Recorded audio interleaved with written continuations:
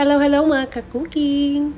Get ready with me to make this delicious recipe for today. First, ikat natin ang 100 grams of butter and atin itong tunawin sa mainit na kawali. At dapat nasa medium heat lang ang ating apoy para hindi masunog ang ating butter. At once na natunaw na ito, ilagay na natin ang ating shrimps. Nasa 500 grams to 600 grams ang dami ng shrimps na ating lulutuin. Lutuin muna natin ang ating mga shrimps until mag-change na ang kanilang color. Yung pagkakaluto natin dito sa mga shrimps is dapat half cook lang muna. So pagka ganito na yung kulay ng ating mga shrimps, atin muna itong hanguin and then iset aside natin.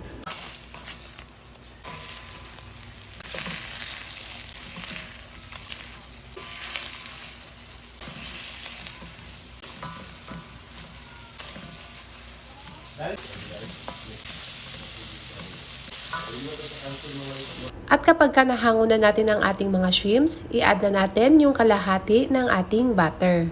Tunawin lang muna natin ito at isunod nating ilagay ang ating sibuyas.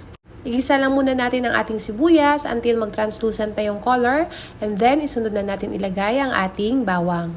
Lutuin lang natin ang mga ito at hintayin natin na mag-brown na yung kulay ng ating bawang. Tsaka natin ito lagyan ng 1 kutsarang Cajun powder.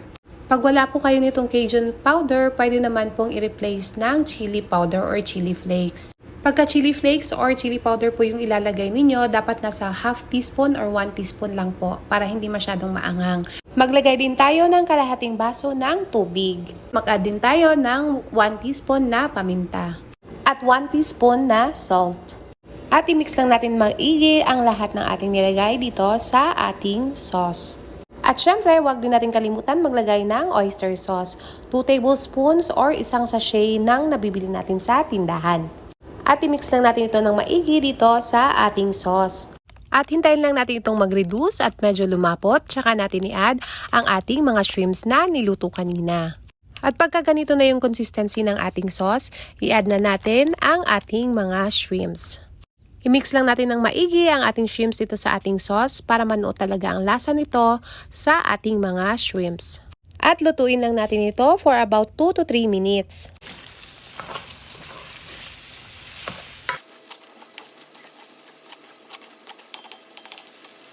At pagka okay na, mag-garnish na tayo ng toasted garlic. Mas madami, mas masarap. And here you go mga ka-cooking, ang ating buttered garlic shrimps. Thank you so much for watching. Enjoy and happy cooking. Bye!